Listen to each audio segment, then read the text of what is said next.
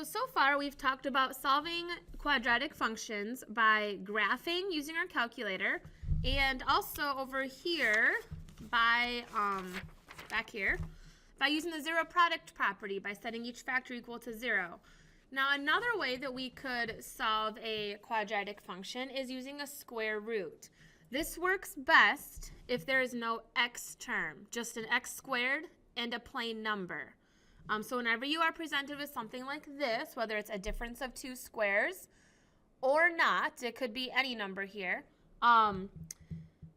square roots is usually the easiest way to go about solving this. So the first thing you need to remember is that the solutions happen when y is 0, because that's where the x-intercepts are. So we're going to rewrite this as 0 equals x squared minus 36, so that way we can find the solutions. Now from there, our first job is to get the squared term all by itself on one side of the equation. That's like step number 1 here. So right now the squared term is not all by itself because there's this minus 36 over here.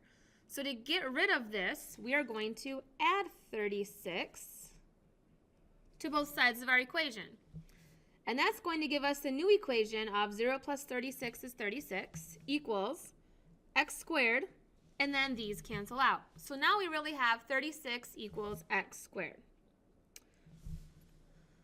And then we can take the square root of both sides, because if we want to figure out what x is, we have to get rid of the squared. And the way to undo a square is a square root. So we're going to take the square root of this side, and we're going to take the square root of that side. And so now we have an x is what's left on the right side. And on the left side, the square root of 36, you might originally just say 6, because 6 times 6 is 36. But there's actually another square root, and it's negative 6, because technically negative 6 times negative 6 is also 36. So we're going to make sure that we consider both the positive and negative values by putting a positive and a negative right there. So this really has two answers, a positive and a negative 6. Now, that's important because if you were to graph this function, it would cross the x-axis at a positive 6 and a negative 6. It would look something like this.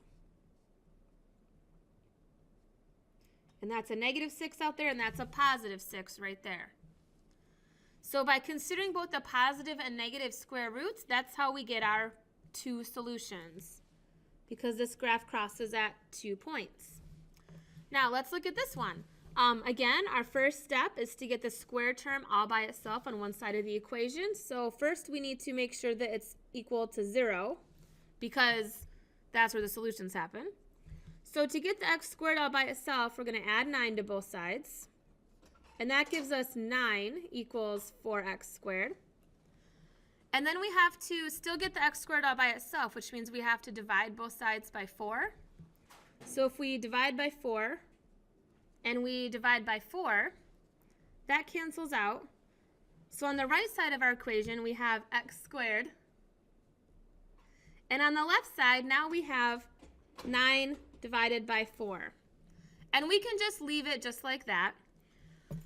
Now to get the squared gone, just like we did over here, we're going to take the square root of that. So the square root and the square root. Now that gives us an x on the right side. And then on the left side, when you take a square root of a fraction, you're really taking the square root of the top and the square root of the bottom. So that's really 3 over 2, because the square root of 9 is 3. 3 times 3 is 9. And the square root of 4 is 2. 2 times 2 is 4. And then again, you have to consider both the positive and the negatives. So a plus or minus 3/2, which means if you were to graph this, it would cross the x-axis at a positive and a negative 3/2, or 1.5. This one over here, again, we want to get the squared term all by itself, so we're first going to set it equal to 0. And then we need to get rid of this minus 16, because this is our squared term right here. This whole big thing is all of this squared. So we really just have to get rid of this minus 16. So we're going to add 16 to both sides. And we get 16 equals x plus 1 squared. And now we need to take the square root because our next job is to get rid of the square. We need to undo that with the square root. So we're going to take the square root of that, both sides. So now the square root of 16 could be a positive or a negative 4. Because 4 times 4 is 16 and negative 4 times negative 4 is 16. Equals, the square root and the square cancel out. So over there you just have x plus 1. And now we really want to figure out what x is, so we're going to subtract 1 from both sides.